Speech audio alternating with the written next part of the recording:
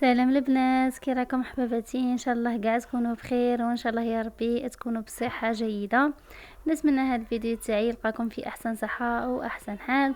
كما راكم تشوفون حباباتي، جيت نشارك معكم امسيه في دارنا. كما راكم تلاحظوا هنا كنت درت لهم مسمن ودرت مسكوتشو، وجيت نشارك معكم الوصفات. نتمنى يعجبكم عفوا. هذا المسمن اللي يجي بزاف شباب، يجي مورق يعني ويجي خفيف، يجي بزاف شباب يا البنات. تبعوا معايا الوصفه للاخير. واول حاجه حباباتي نبداو الفيديو تاعنا بالصلاه والسلام على سيدنا وحبيبنا محمد عليه افضل صلاه واسكى التسليم. المهم حباباتي، اول حاجه نديروها نفوتوا للمقادير. كما راكم تشوفوا هنا البنات، انا اول حاجه انا حطيت درت زوج كيسان تاع سميد. دائما السميد اللي نستعملوه في المسمن نديرو سميد نوعيه تكون رقيقه، يكون رقيق. وهذاك السميد اللي يجي شباب، اللي يجي اللون تاعه صفار، يجي دوغي ويجي شباب، باش يعطينا نتيجه شابه. كما قلت لكم انا درت زوج كيسان. نتوما تقدروا ديروا زوج عبار، مثلا ديروا بول كبير تكبروا تصغروا، المهم تبعوا هاد العبر. المهم شيرات هنا كما راكم تشوفوا درت المغرف صغيره تاع الملح، ودرت الخميره. هنا الخميره غير باش تعطينا قرمشه وشويه ويجي المسمن تاعنا خفيف. ودرت مغرف تاع سكر. وكما شفتوا هنا الشيرات درت كاس تاع فرينه، وراح نضيف عليه نص. كما قلت لكم انا درت كاس ونص تاع عفوا زوج كيسان تاع سميد نوعيه تكون رقيقه، وكاس ونص تاع فرينه. هنا دائما كي نبغوا نديرو مسمن ولا نديرو معارك ولا نديرو مدلوك، ولا لازم دائما كميه تاع سميد تكون اكثر من الفرينه. انا صراحه نبغي تاع سميد تاع الفرينه يجيني معجن، ما نبغيش ندير فرينه وحدها، نبغي ندير معها السميد باش يجي شباب، ودائما السميد يكون اكثر من الفرينه. وهنا البنات لموه بالماء دافي، هنا ما تلموش بالماء حامي باش ما تقطعش العجينه تاعكم، يعني غير دفوا الماء تاعكم عادي وبداو تلموا في العجينه. هنا ما نقدرش نعطيكم عبار محدد للماء اللي تلموا به المسمن تاعكم، باسكو كاين سميد اللي ياكل اللي يشرب، وثاني كاين اللي ما يشربش بزاف. دائما كما قلت لكم حسب النوعيه تاع السميد. هنا كما راكم تشوفون لما العجينه تاعي مليح. انا بعد ما تلموها جيبوا بابي سيلوفان ولا كيس بلاستيكي كما انا، يعني ساشي عادي، ورشوها بهذاك الماء دافي، وحطوا العجينه تاعكم خلوها ترتاح 20 دقيقه حتى لنص ساعه. يعني هنا دائما كي راه الصيف وكي تبغوا ديروها عشويه كيما هاك، حاجه اللي تبغي ترتاح ديروها بكري، من بعد اللي تغسلوا المواعين تاع الفطور ديروها وخلوها. ونغطيها كما شفتوا، نديرها في الكيس بلاستيكي ونغطيها ونخليها مده 20 دقيقه حتى نص ساعه، ومن بعد نرجع لها. وهنا الشيء جيت نحضر معكم المسكوتشو. كما شفتوا هنا درت 4 حبات بيض، وهنا درت بو تاع ياغورت اكتيفيا. هنا انا قلت لها جيبي لي تاع ذوق تاع ليمون ولا تاع فراوله، وهي جابت لي غير هذا تاع العسل. هاني ماشي مشكل، تقدروا تستعملوا اي نوعيه عندكم. هنا كاع لما كانش عندكم الياغورت وبغيتوا ديروها كيكه يعني اقتصاديه، مكونات متواجده في الدار، ديروا كاس تاع حليب.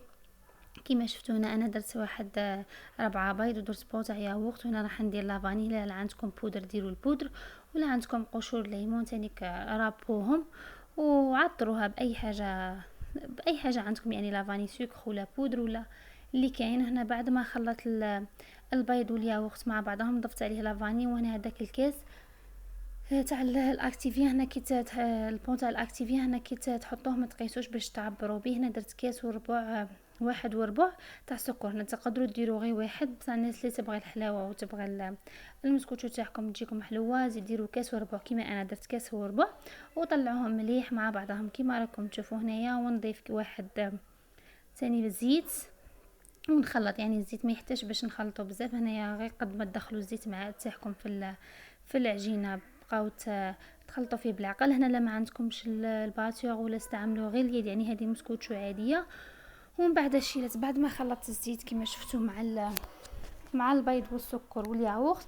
هنا راح نعبر بنفس البو تاع الياغورت اللي استعملته، ندير به الفرينه. كما شفتوا هنايا درت كاس الاول ونخلط ونبدا ندخل في الفرينه تاعي. كما شفتوا درت واحده خميره كيميائيه. هنا تقدروا ديروا حتى الوحده ونص، اللي يبغى اللي تبغي المسكوتشو تاعها تجي طالعه دير حتى الوحده ونص كما شفتوا. وهنا زدت الكاس الثاني كما لاحظتوا. مهم ندخلهم مليح مع بعضهم. هنا طبعا الفرينه تاعكم قبل ما تستعملوها غربلوها، ونبدا ندخل فيهم مليح. وهنا شيرات غادي نقسم هذا الخليط هنا نص راح نضيف لها الكاكاو، والنص الاخر نزيد لها الفارينه.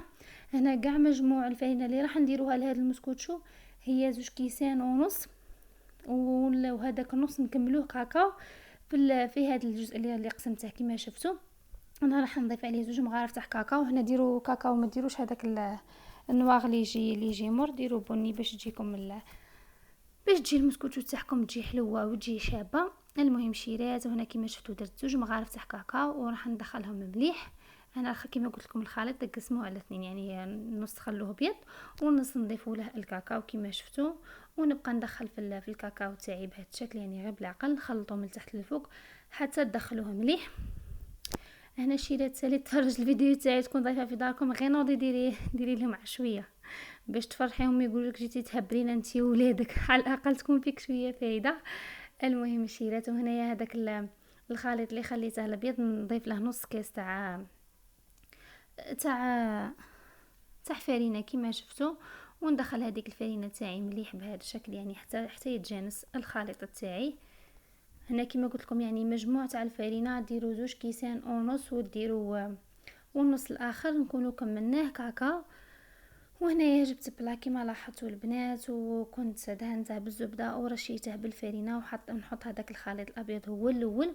هنا تقدروا تبداو تحطوا شويه ابيض شويه خليط ابيض شويه هذاك تاع الكاكاو حتى تكملوا، يعني كل وحده وطريقتها الخاصه، كل وحده كيف تستعمل هذه الكيكه اللي تجي بيضه وكحله، ولكن انا حطيت الابيض كيما لاحظتوا ومشيتها في البلاط تاعي، ومن بعد زدت عليه الخليط الاسود هذا، يعني حطيتها بطريقه عشوائيه كيما راكم تشوفوا حتى نكمل كاع الكميه اللي عندي. وهنا البنات جبت كيردون بقيت نخطط فيها بهذا الشكل، يعني باش ندخل الخليط تاع الكاكاو في الابيض كيما لاحظتوا حتى نتحصل على هذا الشكل. وهنا كنت دايره الفرن تاعي حما وراح ندخلها طيب. وهنايا بعد ما كملت المسكوتشو دخلتها طيب، هنا رجعت للمسمن. المهم شريت هنا كانت ارتاحت العجينه تاعي مليح، انا خليتها ارتاحت 25 دقيقه كما راكم تشوفوا البنات. وهنا بعد ما نقلعها من هذاك الكيس بلاستيكي نعجنها مليح. هنا عجنتها مده 10 دقائق، يعني حتى دارت هذوك الفقاعات حتى يتغير اللون تاع العجينه يولي ابيض. هذا المسمن يجي بزاف شباب يا البنات، يجي مورق، يجي خفيف، يعني ما يقهمش، احسن من هذاك اللي نقلوه في الزيت. هي الوصفه تاع المسمن تختلف، كاين اللي يقلوه في الزيت، كاين يطيبوه في الطاجين، كاين كل واحد وطريقته. المهم شيرات هنا بعد ما عجنت العجينه تاعي مليح كما شفتوا، هنا راح نشكلها كريات. انا البنات ما نقدرش نعطيكم نعطينا حجم محدد، هنا نتوما تحكموا، كاين اللي تبغي تكبر الحبه تاعها وكاين اللي تصغرها. المهم انا قلت لكم عجنتها مده 10 دقائق، يعني حتى دارت هذوك الفقاعات. وكاين نوعيه تاع السميد اللي تكون شابه، يعني ما تحتاج باش تعجنوها بزاف، تعجنوها غير مده 5 دقائق تشوفوها صايطه لقت ولات خفيفه. هنا وحطيتها في بلا كيما راكم تشوفوا، ودرت لها الزيت وغطوها بكيس بلاستيكي باش ما ديرلكمش هذيك القشره اللي تجي من فوق. وهنا مباشره يعني نبدا نخدم نشكل في الحبات تاعي كيما راكم تشوفوا نحلهم. هنا شوفوا هنا كي تعجنوهم مليح وتكون نوعيه اسميد مليحه، يعني ما تخافوش من المسمن تاعكم ما يتقطع لكمش ويجي بزاف شباب. المهم شيرات هنا بعد ما حليتها بهذا الشكل، دائما استعملوا الزيت، ديروا بول حداكم يكون فيه الزيت، يعني اي مسمن نديروه نحتاجوا نحتاجوا الزيت فيه. المهم الشيرات هنا نحلها بهذا الشكل كما راكم تشوفوا. هنا البنات ما ننساوش كاع عليكم تفرجوا عليا، ما ننساوش من هذا المنبر ندعو ربي للناس اللي فوتت البيام، الله ينجحها، واللي عندهم الباك ان شاء الله ربي يوفقهم. كاع اللي تفرج الفيديو تاعي ما تنسايش تدعي معايا، تدعي كاع الناس اللي عندها الباك، يعني كل واحد عندها واحد في العائله، ولا الله يفرح كاع الامهات، باسكو هذه الفرحه عندها علاقه بالامهات اكثر من الاولاد، يعني الوالدين هما اللي يفرحوا بولادهم، وهذه يحصدوا كما يقولوا نتيجه تعبهم وسهراتهم مع وليداتهم. ان شاء الله ربي يفرح كاع الامهات وربي ينجح كاع الوليدات ان شاء الله يا ربي. المهم الشيرات هنا كما شفتوا انا كي حليت المسمن تاعي كنت درت له شويه زبده، يعني مسحوا كاع الوجه تاع الحبه المسمن تاعكم بالزبده باش تجيكم ورقه وتجي مقرمشه. نشكل كاع الحبات تاعي شكلتهم كما شفتوا بهذا الشكل. وهنايا كي نبدا نطيب نرجع من اول حبه شكلتها كما راكم تشوفوا. هنا ندير الزيت ونحلها مربع، يعني وانا نكونوا دايرين طاجين ولا دايرين مقله ثقيله. مهم البنات هنايا هاد المسمن يحتاج باش طيبوه في مقله تكون ثقيله ولا طاجين ولا حاجه هكا مهمه، ولا بلا تقلبوه، ولا مهم اي حاجه تكون ثقيله باش تساعدكم في الطياب ويجيكم شباب ويجيكم مقرمش يعني ويعجبكم. المهم شيرات كيما راكم تشوفوا هنا، كيما قلت لكم هنا شكلهم كاع مربعات، ومن بعد رجعوا للحبه كي تبداو تطيبوا، رجعوا للحبه الاولى، هي اول حاجه يعني نرجعوا من الاول يعني ماشي من التالي. المهم الشيرات هنايا كيما قلت لكم الحجم انا هنا ما كبرتهمش بزاف، وانتم الحجم تاع الحبه المسمن نتوما تحكموا فيه، تبغوا تصغروا تبغوا تكبروا كيما تبغوا ديروه يعني كل واحد كيفاه يبغي. كاين اللي تبغي تكبرها بزاف، وكاين اللي تبغي تصغر. هنا انا درتهم متوسطين الحجم. وهنا كيما راكم تشوفوا الشيرات هنا درت غير مقله ثقيله عنهم صراحه شويه تعبتني في الطياب. رشوا بالزيت هنا اهم حاجه قبل ما تحطوا الحبه، رشوا بالزيت، وكي تحطوها ثاني رشوها حتى هي بالزيت، وكل ما تقلبوها ثاني رشوها بالزيت، بقاو غير تقلبوا فيه وترشوا يعني كل ما تقلبوا الحبه تاعكم رشوها بالزيت، يعني بقاو تقلبوا حتى يطيب معاكم. كيما راكم تشوفوا هنايا هذا المسمن ما يحتاج باش نحمروه بزاف، وما يحتاج باش نخلوش حتى ينحرقوا ديالنا هذوك الحبيبات الكحل، يعني يجي اللون تاعه دوري ويجي شباب. كيما راكم تشوفوا هنايا غير تشد روحها قلبوها، كيما قلت لكم قبل ما تقلبوها ثاني رشوها بالزيت كيما شفتوا.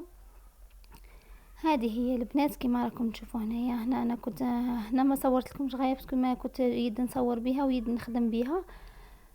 كيما راكم تشوفوا هنا كيما قلت لكم قبل ما تقلبوا الحبه تاعكم رشوها تاني بالزيت. يعني صراحه جا بزاف شباب هذا المسمن بزاف عجبهم. هنا كيما كنقول لكم بلي كلاوه من المقله ما خلاوش حتى طاب كاع، والله ما خلاوني كملت الحبات. يعني يا ربي خليت هاد الحبات باش نكمل لكم بها باش نصور لكم بها وتشوفوا النتيجه. وكانت هذه هي النتيجه تاعها، نتمنى يكون اعجبكم. ما تنساوش حباباتي اللي عجبها الفيديو تاعي دير جيم، واللي اول مره تزور قناتي دير اشتراك وتفعل زر الجرس باش يوصلكم كل ما هو جديد. وكانت هذه هي المائده تاعنا، كنا طيبنا شويه لاتاي كما تعرفوا. هذه هي البنات، وهذه هي المسكوتو تاعي. كنت زينتها بهذا الشكل، يعني درت لها شويه شيكولا من الفوق وزينتها بهذه الحبيبات وجات بزاف شابه. ونتمنى يعجبكم الفيديو تاعي. مع السلامه.